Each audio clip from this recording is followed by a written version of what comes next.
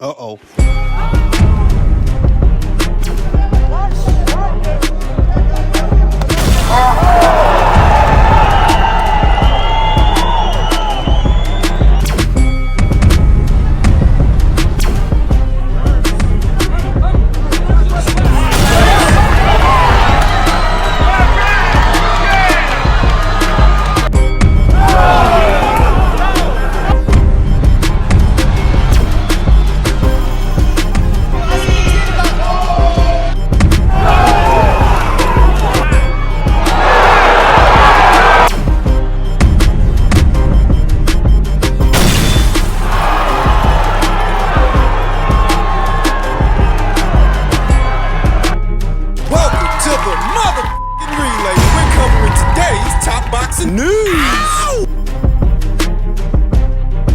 Okay, we'll start with this. It would appear that former unified flyweight champion of Argentina, Gabriella Alaniz, will be returning to action next weekend, not this one, opposite the ring Graciela Aguilar, in what will be Gabriella's first fight since having been stopped by Gabby Fundora at flyweight, where this contest is scheduled for 10 rounds in the light flyweight division. It would appear that Gabriella Alaniz has decided to move down in weight, perhaps try to become a champion in a second division. 28 years old to Graciela Aguilar, who is 22. Both fighters are coming right off of losses. Gabriella Alaniz sports a professional record of 15 wins with 2 losses, no draws, 6 knockouts, having been knocked out once in 17 professional bouts, and that was in her last fight, the fight with Gabby Fundora. And you don't want to read too much into that because not everybody has the same kind of stopping power as Gabby Fundora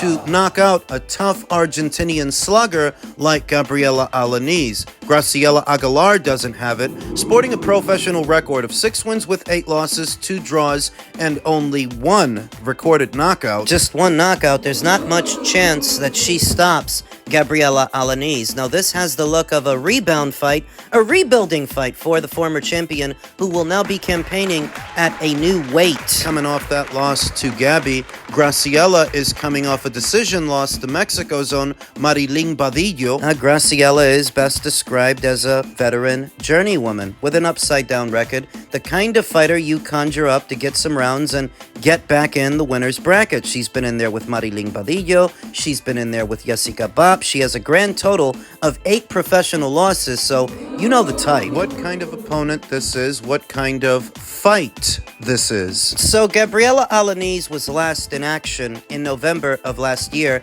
It would seem that she didn't want to let a lot of time pass before she returned to the ring. It's actually good. It's a good idea to get out there fast and get out there early this year so you have the rest of it left to build on. She decided to move down in weight. I'm surprised that she didn't decide to move up.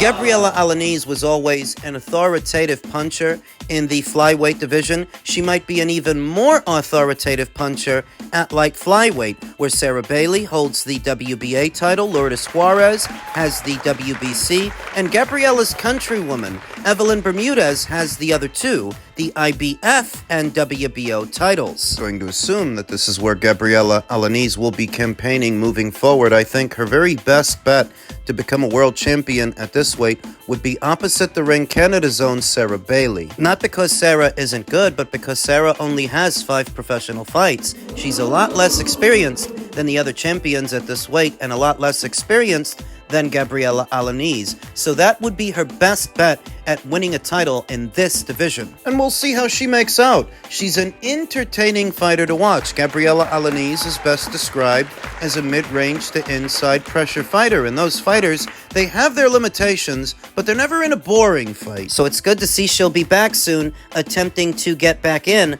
the winner's bracket. Keep your eyes peeled for that next weekend. Men's middleweight news. Veteran Matchroom impresario Eddie Hearn reacted to Chris Eubank Jr.'s attack of Conor Benn, eggs in hand, at what was the kickoff press conference yesterday for their upcoming fight in April. We all saw it. Eddie Hearn stated, "I just think it was a bit of a bitch move, if I am honest, and everything Eubank does is premeditated. At the moment, having been in and seen Conor and Nigel, it is a little bit probably likely attack on sight kind of situation. The game has changed because it was pretty bad, but now it's become physical. The next time Conor Benn, sees him, then he will want to set about him. It's on sight. Let's be honest. Little more than nepotism is what brought these two boys together, the legacies of their fathers, but now they've taken that rivalry and made it their own. They have their own backstory, their own bad blood. You know, there was supposed to be another press conference scheduled today, but now that scheduled face-off between Chris and Conor has been canceled due to security concerns after yesterday's melee. Tomorrow's press conference still goes ahead as planned, with additional security. And so, things are getting chippy between the two fighters, the two teams. Chris Eubank Jr. has really stepped into this villain role, this heel role. He's doing a fantastic job of doing that and, in effect, selling this fight. Veteran doping expert Victor Conte chimed in. Victor, who's never at a loss for words when it comes to Conor. He said it is a joke that Conor Benn and Eddie Hearn have written a tune that they both routinely sing called Cleared, quote unquote. What does cleared mean? Does it mean that UCAT has been muzzled and looks like a weak entity? I wouldn't say that. UCAT and the BBBOC actually have teeth, unlike so many of the American boxing commissions. What boxing has not received is any sort of reasonable explanation from Benn or Hearn. What is there to hide? Why does Conor not provide any reasonable explanation? Show me a boxer that did in this situation, by all means. Is it because there is none? Team Benn has claimed that they have spent $1 million, and with all of that money spent, they still have no credible explanation or explanation. This all seems highly suspicious. A play on words? Explanation? Need I remind you that explanation never actually came from Conor Benn? That was the World Boxing Council. They came up with that explanation, and Conor didn't even go with it. I think he should have. To explain why that banned substance was found in his system, consumption of eggs was the explanation the WBC came up with, but Conor never actually went with that. So why so many people are still using that against him? Oh, they're just trolling him at this point. And what about Victor? What's his stake in all of this? I still don't know, because by all accounts, Victor Conte is little more than just a supplement manufacturer. Why does he care so much about Conor Benn and UCAT and VADA and all of this 2 years out from when it all started? Victor continued, can anybody explain why Conor Benn and Eddie Hearn seem to think Benn is a destroyer with devastating knockout power? Benn's last 2 fights have went the distance against mediocre opponents. Who has Conor really fought that is a top-tier fighter? Maybe Chris Algieri, who was 25-4 with a 36 knockout percentage? Benn is 23-0 with only a 60% knockout percentage. As a comparison with other top welterweights, Errol Spence Jr. is 28-1 with 78% KO percentage, and Terence Crawford is 41-0 with a 75% KO percentage. Both have fought far better opposition than Benn. Is Benn simply a hype job by Eddie Hearn, who really is not a devastating puncher as they have portrayed him to be? I think the better question is, why do you have such a hard-on for this guy, Victor? Chris Eubank Jr. is 34-3 with a 73% knockout ratio at middleweight and against higher quality opponents than Benn has fought at welter. It seems likely that Eubank Jr. with a higher knockout percentage than Benn and at a 13-pound higher weight division may be more likely to KO Benn on April 26th. Benn seems to be more like a little dog barking at the much bigger dog because he is afraid of what is about to happen to him on the upcoming fight night. Well, I don't know that I agree with that, because if he were afraid of the guy, he would have stuck to his guns and fought Mario Barrios. He had that option, and they were working on that until this fight came back around. Why does it feel like Victor's got something personal against Conor? That there's more to this than meets the eye, more than what you see on the surface. Victor is a supplement manufacturer, you understand that? Got it. His racket is protein powder, protein shakes, creatine, and supplements. Right. Why is he so involved, so invested in Conor's situation. He's no more invested in this situation than he was invested in Ryan's. Yeah, but Ryan's situation is different because Ryan's the one who brought him into it. Ryan is actually the one who mentioned Victor by name. His association with Snack and the Haneys and Vada. Eddie Hearn never mentioned Victor Conte. Conor Benn never mentioned Victor Conte. So that when Victor goes off on a tangent like this over people who never addressed him and really have no association with him, you start to wonder, what's his problem? Why does this feel personal? It shouldn't. Victor once again continued, so Eddie Hearn has called Chris Eubank Jr.'s slap of Conor Benn a bitch move. In my opinion, the real bitch move has been by Conor Benn for refusing to provide any credible evidence to explain how he had 2 positive drug tests that were in July and again in September of 2022. Are you expecting Conor Benn and his legal team to fax you over their documents? Are you someone that Conor Benn needs to explain himself to? Conor said in headline news, "My innocence will be proven. Well, I am hereby calling Conor Benn out to step up, be a man of his word. Thus far, all boxing has heard from you and Eddie about the 2 positives are bullshit excuses." I'm left wondering, who is Victor Conte that he thinks they have to explain themselves to him? They've explained themselves to the NADP enough that they've lifted the ban. Who are you in all of this, Victor? It was interesting to watch you get bitch slapped with egg all over your face. How long will your bitch move of not being truthful with the world of boxing last? He's giving it away. There's more to this than meets the eye. There's a reason that Victor is so focused on Conor Benn, more so than some other fighters that have also tested positive but never came up with a good reason. I mean, we see it all the time. And Victor does not have the rancor for them that he has for Conor. Why? The explanation that everybody keeps bringing up didn't even come from Conor. It came from the WBC, and he refuted it himself. Do you remember his lengthy PSA at the time when this all started? He pointed to human error, not eggs. Human error where? At the lab where his samples were tested, which would lay the blame at the feet of Vada. So maybe that's why Victor keeps going after him? Because Conor's explanation for all of this seems to lay the blame at the feet of Vada. Why should Victor care, though? By all accounts, Victor is just a supplement manufacturer. What the hell do you care about Vada's reputation? What's your stake in their racket? All of this is an insight into human nature. We go with the philosophy lesson. Conor Benn never actually said that the banned substance came from contaminated eggs or egg consumption, yet people choose to use that against him. He provided a detailed explanation that most people don't care to read through. Most people that already made up their minds how they're going to feel about all of this. And proof positive that even logic can fail in some arenas in the court of public opinion. Logic can fail. You can't waste good logic on illogical people. The notion that logic will always prevail relies on the presupposition that every man and woman has the same hierarchy of thought when they don't. No, most people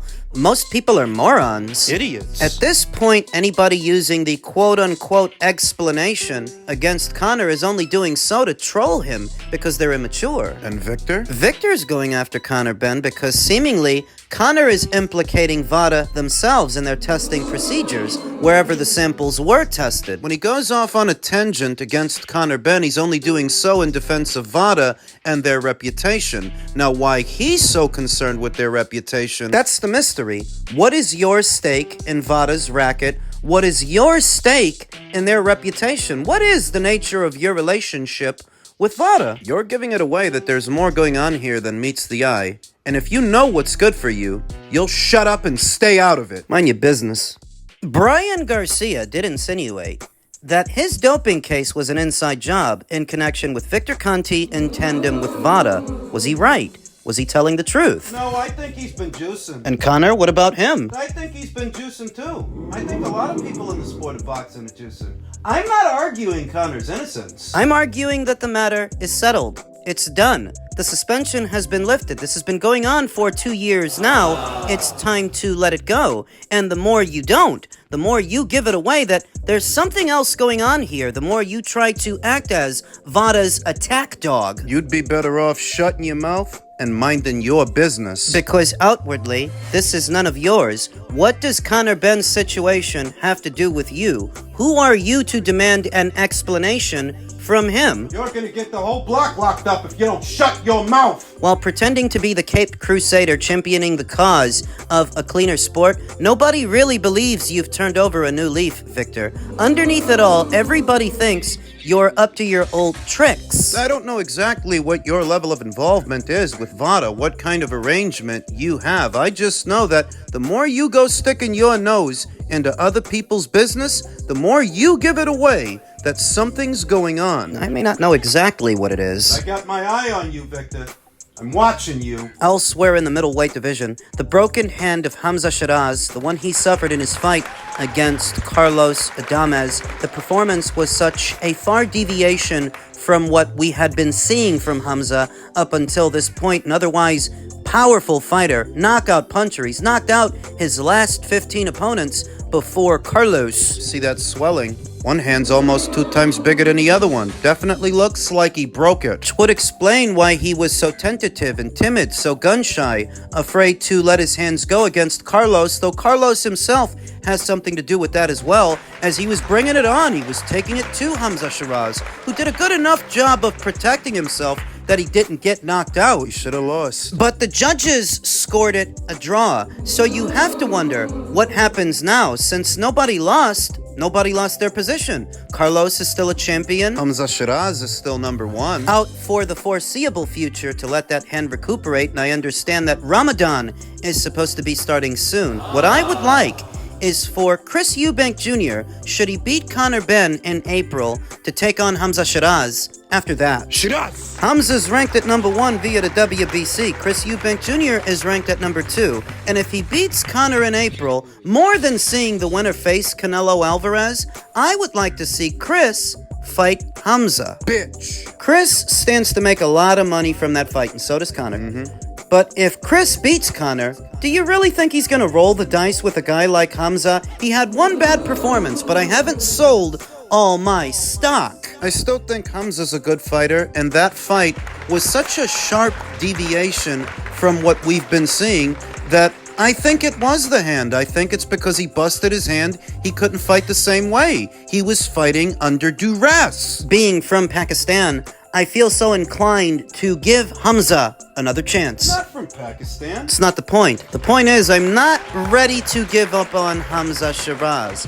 I still think he can make a big splash. They can fix it. They can improve. More sensible and sensical fight to me is Hamza Shiraz versus Chris Eubank Jr. if Chris beats Conor. And you can throw money at this thing with some hope that you will get it back. Oh yes. If Chris were to beat Conor, that adds to his profile, adds to his celebrity, his drawing power, and a fight between him and Hamza, oh, you could definitely sell that in the UK. What if Conor beats Chris? Well, you see, it's different with him. Conor beating Chris doesn't necessarily mean he can hack it as a middleweight. He's still on the much smaller end of the spectrum as far as middleweights go. And even if he beats Chris, does that mean he can beat Hamza? Come on. It's a David and Goliath situation, if I ever saw it. But I don't think Hamza is a Philistine. See what happens.